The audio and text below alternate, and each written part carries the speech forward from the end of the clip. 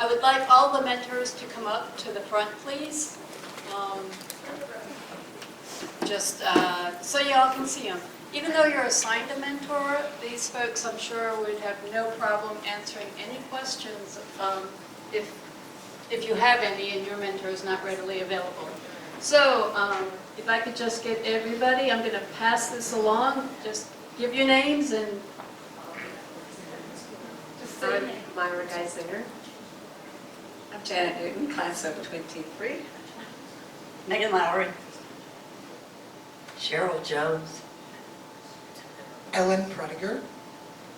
Alan Geisinger, 2016. Nick. James Cole. So this isn't all of our mentors. John and I are also mentors.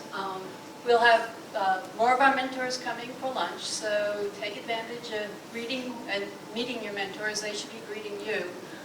Get to know them.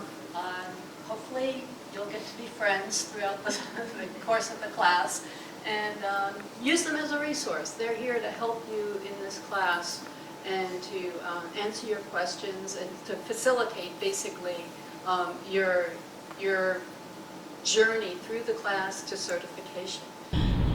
We have our largest woodpecker is the pileated woodpecker, right? And what differentiates him from, other than his size, how would you describe him as different from all the rest of them?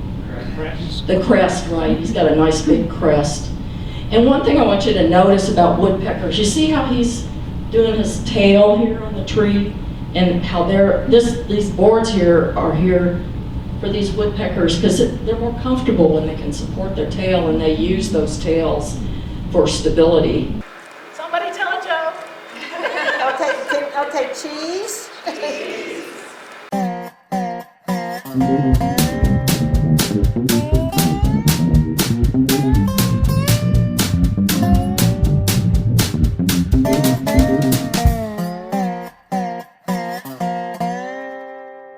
You know how he calls for owls? Hey, owl! Anyways, I do it a little differently. So, the barred owl says, I like to teach owl calls like this. You start off with the mnemonic device, who cooks for you, who cooks for you all. Then you say the English with the actual vocalization of the verb. So it would be, who cooks for you, who cooks for you all, who cooks for you, who cooks for you all. And then you ditch the English and just go,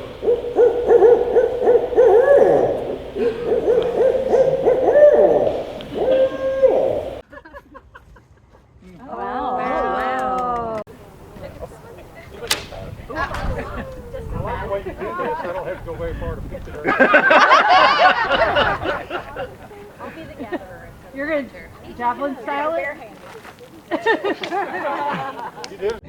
Well, he's almost 2. So he's about to. That's Georgetown shirt. Wow. Wow. That's what I wanted right there. And almost use that. That's a nice Yeah, you could. material to work Yeah. with. And then after that, it's just a matter of knocking stuff off until I'm left with something I like. What stone are you using on your right hand? Yes. It's just a piece of quartzite. Okay. Oh, quartzite. I don't remember where I got that, but it's hard. Uh-huh. There's not any here, but you'll find it around. It's a church cut by the people of the Clovis time. Burr hook. That's the inside. This is the cap, and then this is what it looks like on the top. Great. It's really cute. It's got all these little curly things that just come out of it.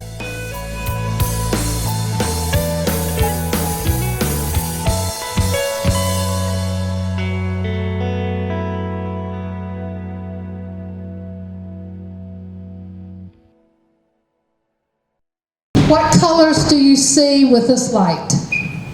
Orange, yellow, red, orange, green. Yeah, a red and then Yellow. Yellow and green. This is what's commonly called a bug light. This light, notice it does not have that blue wavelength in it. The blue wavelength is disastrous to many of us, you know, humans and other living things at night. Let's look at this light. What do you see with this one? Red. Just red. This is, again, we've gotten rid of that blue wavelength.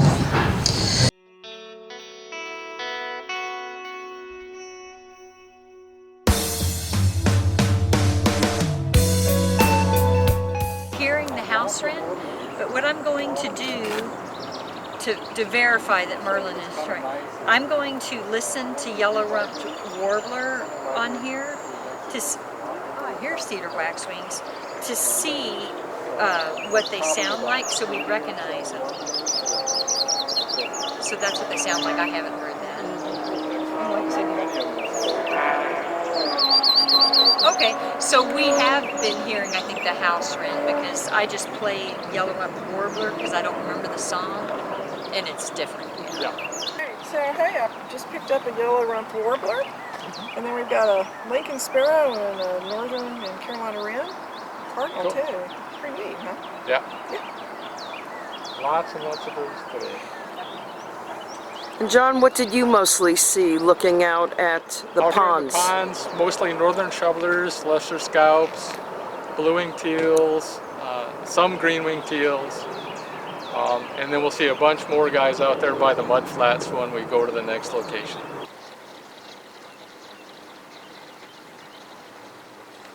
Say we walk down the trail and kind of hit the woodlands right now. Okay. Okay, come on, Gabe.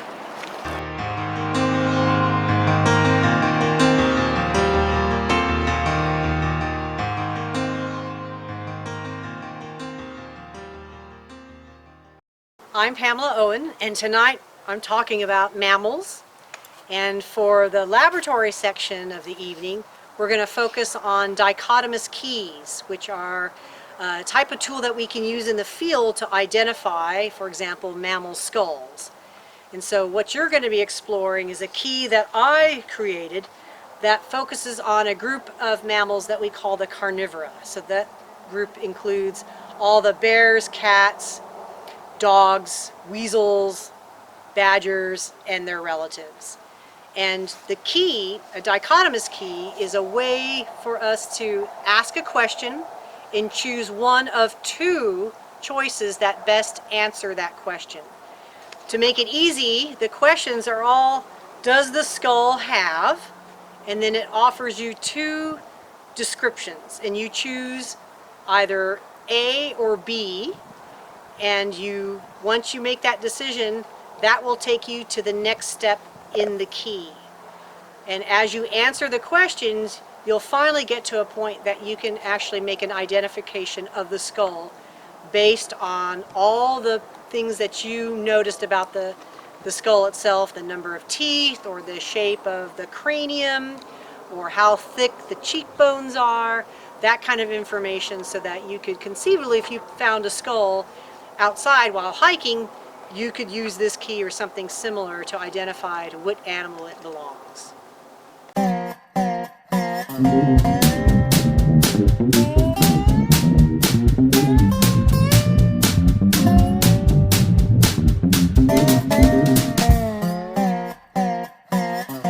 I like that. Did you hear you say one thing you plant is okra?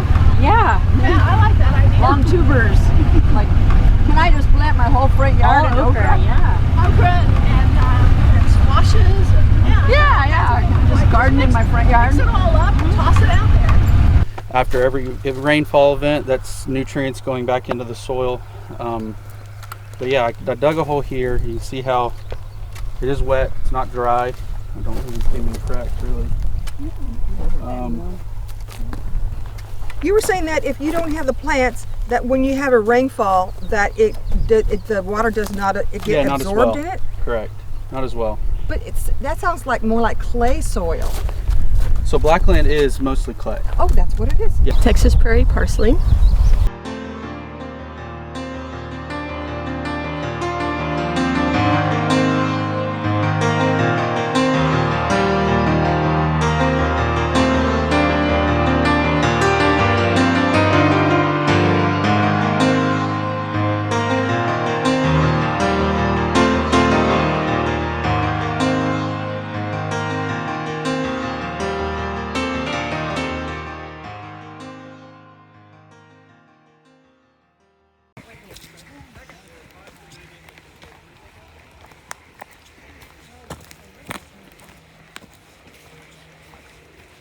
Look here.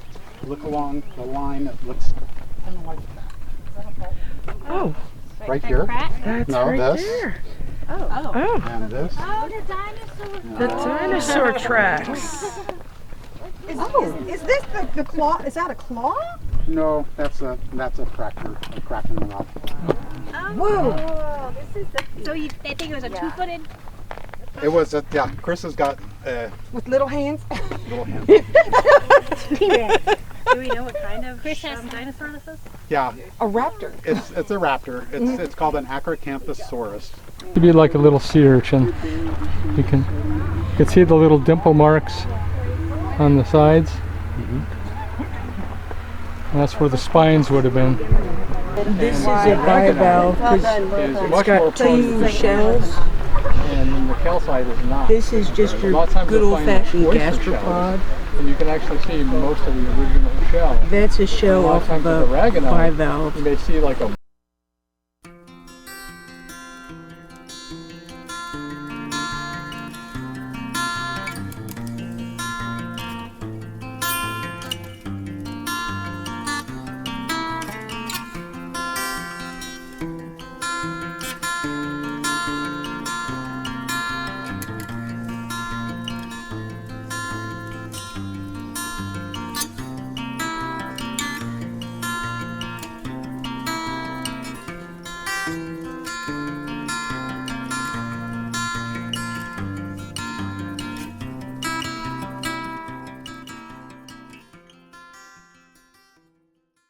I will set out for people kind of the logistics of how we're going to go.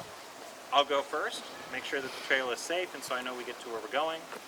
And then I always try to have somebody who's going to be my end. Today apparently it's going to be Nick, so Nick will be the last person. If you want to see more animals, go out early in the morning when the sun is coming up, late in the evening when the sun is going down. Those borders between things are where animals like to hang out. The border between day and night, the border between open areas and wooded areas, the border between land and water. Because animals are looking for food, they're looking for shelter, they're looking for water. Okay. Most of those animals are out and about at that time of day, so that's when their predators are going to be out trying to get them.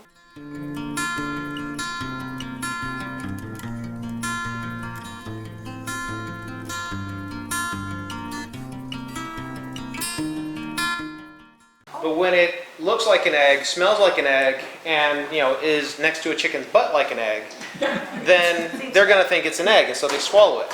If they get away, that it's indigestible. They're going to starve to death because they can't get anything else through their system. So she came to me because I was able to get her to regurgitate it, and after that, this has been her temperament. She's an absolute sweetheart. Not shy at all, and she's just a great ambassador these days.